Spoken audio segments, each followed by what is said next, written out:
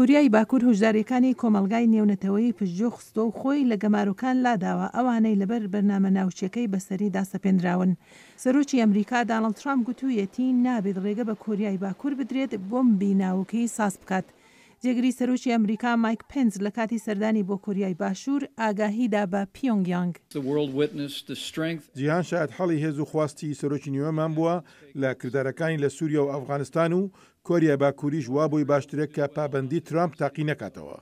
ترامپ داوای لە چین هاوپەیمانی سەرەکی کۆریای باکوور و دراوسێی کردووە نفوزی خۆی لەسەر پیۆنگیانگ بەکاربێنێت و پرۆگرامی چەکی ناوکی پێڕاگرێت. پێنس گوتیشی ئەگەر چین ئەم کارە نەکات وڵاتە یەکگرتوەکانی ئەمریکا ئەوەی پێویستە بۆ ڕاگررتنی دەیکات. جێگری باڵوێزی کۆریایی باکوور لە نەتەوەی یەکگرتوەکان وەڵامێکی سەرکێشانەی داوە. ئەگەر وڵاتە یەکگرتوەکانی ئەمریکا بیەوێ کردەی سەربازی ئەنجام بدات و هەوڵ بدات هێرشێکی پێشوەخت بکات و سەرکردایەتەکەمان نەهێڵێت، کۆریای باکوور ئامادەیە بۆ وەڵامدانەوەی لەسەر هەر ئاستێکی شەر کە ئەمریکا دیاری بکات.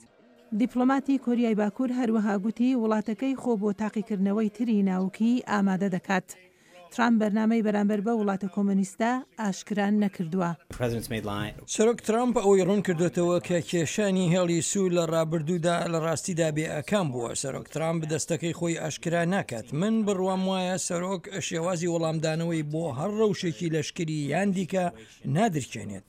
سپایسر گوتی ئەمریکا یەکەم هەوڵ دەدات بە یارمەتی چین کێشەی کۆریای باکوور بە ئاشتیانە چارەسەر بکات. ڕێکەوتنێک هەیە بە هەزری من کۆریایەکی خاوەن توانای ئەتۆمی لە بەرژەوەندی هیچ کەسێکدا نییە. ئێمە پێکەوە بەردەوام دەبین لە کارکردنمان لەگەڵ چین بە تایبەت لەسەر ئەم کەیسە. دووشەممە پەیامی ترامپ بۆ ڕێبەری کۆریای باکوور ئەوە بوو کە ئاگای لە ڕەفتاری خۆی بێت.